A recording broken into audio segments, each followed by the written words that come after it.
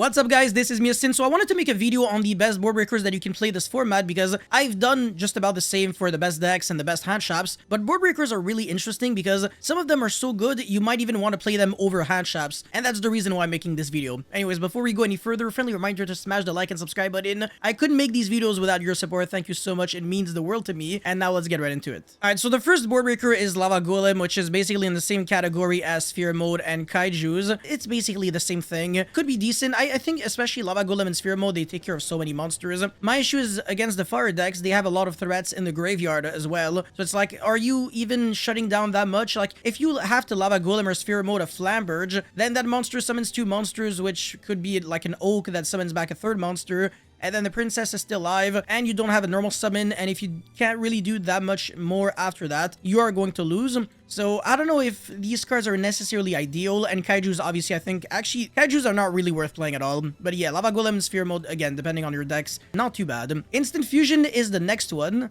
And this one is very interesting. I'm gonna put it here, but I won't explain why right now. This will be very soon. But yeah, it's a cool card because there are two interesting monsters that you can summon. And no, I'm not talking about Thousand Eyes Restricts. That card sucks. I mean, it's a going second only card that does nothing, obviously, going first. Whereas Millennium Eyes Restrict is good going first and second. And the other card that I think is really nice to summon off of Instant Fusion is also good going first and second. Anyways, next up is Ultimate Slayer, which is not too bad. I don't think I will put it in the good side option, but I mean, if I do, it's going to be at the end. My issue is that this is especially like a Link format, but you don't even need to like rely on your Link monsters all that much, especially if like you want to have good targets with this card. Evil Twin Monster, it's not great. It's not great. So yeah, it's like probably the best one in this category, but it's overall just not like super ideal. Change of Heart is definitely a decent one. Obviously, it's just a one-of, but you can search it with Thrust, so not too bad. Cosmic Cyclone is a really interesting one. I actually think it's one of the best ones. You can hit Far King Island with it. You can hit the original Sinful Spell Snake Eye that your opponent sets with the Diabel Star. You can out, like, main deck Floodgates like Dimensional Fissure that Purely and Flunderies are playing. You can hit just about everything with this card, so it acts as a board breaker when you're going second against Far King, because, again, if you can banish their island, you're also killing the Appaloosa and everything else. So if your opponent like build like a board of monsters that can be destroyed, like Appaloosa Zealantis, it's gonna hurt like crazy, and you're also making him trigger a bunch of effects on main phase. So if you got like Cosmic and Talent, it actually breaks everything in one shot. It's honestly really filthy. And again, going first when you use it against your opponent, it also feels like a really strong interruption. So if this card has to be in your side deck at least, or even maybe in your main deck even. And also, it's one of the few cards that can save your life against Centurion, because their OTK, or rather their FTK, is just immune to almost every hand trap. Like Ash, Droll, Nibiru doesn't really do too much. The only ashable cards would be Prosperity, Primera, and yeah, that's it. Or I guess if they play Seti, but if they don't, then not gonna do too much. Regeki, this one's awful. I mean, it's okay against Kashtira decks that just summon a bunch of monsters that can die, but I feel like even Lightning Storm is better at this point. So, nah, I'm not a big fan of Regeki. I just don't think it's too great. Denko Sekka depends on the deck that you're playing. It was especially good in like Bestial-based strategies that are also very aggressive, and it's only really good against Labyrinth and Rescue Ace. Apart from that, I can't really imagine a single deck that can play Denko Sekka really well, so I will have to put it here. Book of Moon is honestly only really truly good against Centurion and, yeah, Purely, that's it. Yeah, it's only two decks, so this is another one of those cards that just isn't too great. I might as well also cover Book of Eclipse here, even though this card is ashable, so it's like, it's kind of arguable whether it's better or worse than Book of Moon. Lightning Storm is a decent one, but it's not super insane. My issue with Lightning Storm is that it also plays really hard into Anti-Spell. I mean, it's obviously, again, better than Regeki, and it can be argued that it's almost just as good, if not sometimes better than Duster. For example, against Flunderies, you have the flexibility of either destroying a bunch of Floodgates and Spells and Traps or force the Trap card right away, or you can destroy like a bunch of M-Pens if your opponent has like double M-Pen or even triple M-Pen, which obviously won't happen very often. Duster is actually a really decent one. I think it's one of the better cards to play. It doesn't have to rely on you not controlling any face-up cards. So Lightning Storm, for example, it doesn't work in conjunction with cards like Phantasme and Nibiru. If you have to draw one of these cards with Phantasme, or if you draw it for turn and you already Nibiru to your opponent, it's completely useless. Whereas Duster, you can always use it. So I think Duster is way safer. Even though, yet again, it does play into anti-spell, but whatever. It is what it is. Like, what are you gonna do? Like, not play any spell cards? Come on, that's just stupid. Evenly is an extremely good one. Probably the best one here. It's not a card that I want to say, like, you have to play because you can easily live without it, but I do think it has a lot of really nice applications. I am a big fan of Evenly. Forbidden Droplet is just not great, honestly. Yeah, sure, we're no longer in, like, a super shifter-dominated format, but there's almost nothing that you really want to negate on the field. Yet again, keep on repeating myself, but the main threats, they're in the graveyard and in their hand. So Forbidden Droplet and Dark Ruler, these kind of cards, there is very little that they can really do to help you out. But obviously, Droplet, just like Super Poly, can be really good to play around Drone Logbird when you go like search cards or something, and then on resolution, use turn player priority, send a monster, and then your opponent can't respond. So that's one of the cool things about Droplet, but honestly, that's almost just about it. Don't play Electric Virus. Okay, Triple Tactic Talents is easily one of the best cards, if not the best card that you can use in Yu-Gi-Oh! Right now as a non-engine. This card is so ridiculously good that it's typically always better than any hand trap in any given situation. The flexibility of being able to either draw 2 cards when you're completely screwed, or stealing a monster without targeting, so it's already better than Change of Heart. It applies way more pressure. It's not like your opponent can just go, okay, chain IP Masquerade and then link off with the monster that you're trying to steal. Regardless of what you do, like, you're always losing something out to it. If you're getting hand trapped and you use Talent to look at your opponent's hand, you now know exactly how to interact with your opponent on their turn. And that's something that I really, really like about Talent. So clearly this card is one of the best ones for sure. Fenrir as a generic going second card.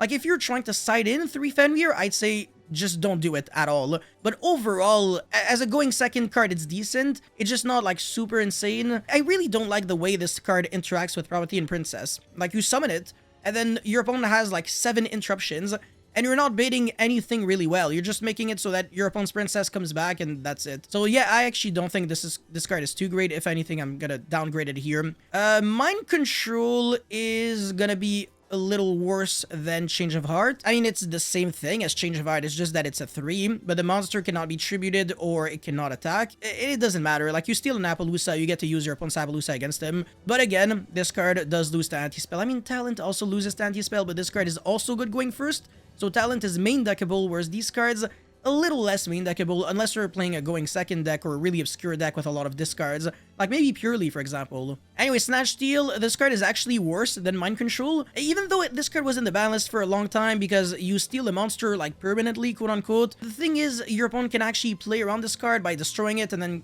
taking back control of the monster, so I'm just not a big fan. Like, imagine if, like, you steal an Appaloosa and then your opponent has, like, MST. No, just that kind of card to, like, get rid of the Snatch Steal, then the Appaloosa is, like, still on your opponent's field, so I don't know. Like, these 2 cards are safer. Change of Heart especially is, like, a really, really good one. I mean, if anything, maybe I'm gonna upgrade Change of Heart here. Yeah, maybe. Yeah, I think Snatch Steal is, like, drastically worse, honestly, than these 2 cards. So maybe I'm gonna do that. Super Poly is an extremely interesting card. I think it's, like, the worst card out of all the broken cards that you kind of really want to play.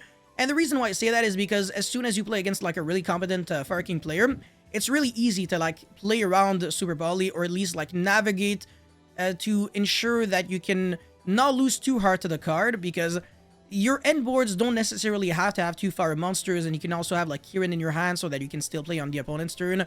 So people keep saying that Super Poly is insane, when in reality, that's not really true. What is insane about Super Poly is not the fact that you're making your opponent lose 2 monsters, but rather the fact that you're summoning Mud Dragon of the Swamp, because that card is completely cracked. Mud Dragon of the Swamp shuts down just about every interruption you can think of, like Valor Imperm, IP into SP, like the SP is not going to be able to do anything.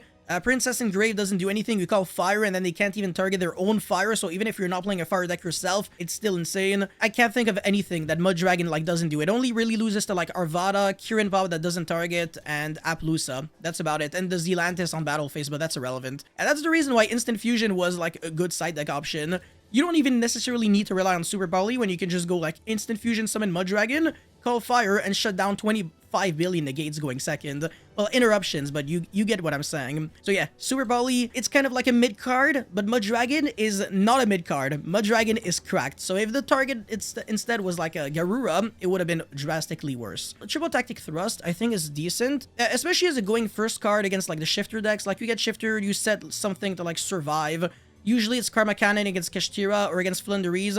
It's sad to say, but the only good targets would be like Imperm or some garbage. There's really nothing. I looked at like every single normal trap card in the game. The only good ones would be like Treacherous Trap Hole and Infinite Impermanence, so that you can destroy a bunch of monsters. Like Karma Cannon doesn't do anything under Shifter because you flip everything face down, they get tributed, but even though they were face down, they still get to go to the banish because of Shifter. You unfortunately can't use this card too well going second either, because you're gonna search a card with your non-engine, and then you're gonna get drooled before even having access to your engine. The real reason why I have a big problem with Rust is because of the existence of Drool. Dark Ruler No More is utter garbage. It has like no real application in this format, so do not play it. Kurikara is a very good side deck option in every single fire deck, but in the non-fire decks, I mean, how are you searching this, right? It's only like pure Snake Eyes, Fire King Snake Eyes, you go normal summon Snake Eye Ash, you search this. It's a one-of. You don't really have to like, you know, do anything weird or like commit like in a heavy way in your side deck. So yeah, Kurikara is pretty nice. Cyber Dragon,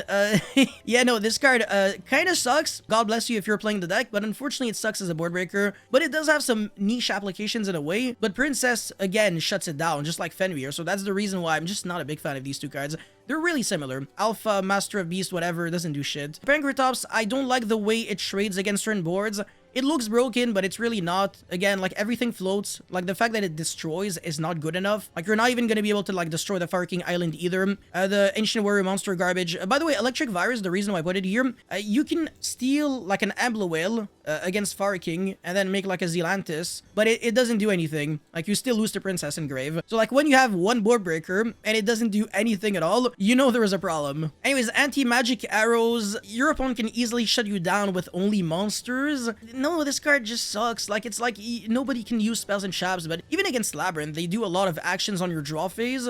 And if they're afraid of evenly, they might, I mean, to be fair, this is like start of battle phase, so they can't really see it coming, but it still sucks. And Enemy Controller is the last one. It's in a very similar category as Change of Heart, Mind Control, and Snatch Steal. I want to say it's probably better than Snatch Steal, but it's probably worse than Mind Control and Change of Heart. It's a quick play spell card that still loses to Anti-Spell because if you get anti-spelled on your draw phase or standby, you won't have any monsters at that point on the field. Yeah, no, you'd rather want like a Kirin to dodge like a Veil or Imperm rather than an enemy controller. Yeah, again, it doesn't trade well enough, whereas these cards are correct. You can steal like an Appaloosa right off the bat. I guess enemy controller is also an interruption, but come on. It's not that great. So if anything, the blowouts that you really have to play, number one, talent. It has to be in your mate or side. I don't care what your name is, what your religion is. You have to play talent somewhere. Second place is Cosmic Cyclone. And then Super Volley if you want to. I mean, it's a really good card, but you don't necessarily have to. I think it's the worst good card. And some decks can't really afford the luxury, but it's still really good, again, because of Mud Dragon. And then Kurikara, the reason why it's such a good side deck option is because it is a one-of that you can search very easily to beat Expurely Noir and annoying things in general. And it has some other nice applications. And then Evenly, great card. Thrust, great card, depending on the targets that you can play. Change of Heart and Mind Control, great. And then Lava Golem Sphere Mode depends, again, on the deck that you can play. So every card in these two rows, you can definitely consider them, but honestly, anything that's like not worth it, maybe it might depend on your deck. Like Book of Moon and Book of Eclipse, again, they have some decent applications like against Centurion and Purely, but for the most part, they were just mediocre. And Lightning Storm, it's just not that great. I mean, Evenly is honestly much better in my eyes. That's it for this video, guys. Thank you so much for watching. Don't forget to like and subscribe, and let me know your thoughts about this tier list in the comment section below, as well as the format overall, and I'll see you guys very soon. Peace.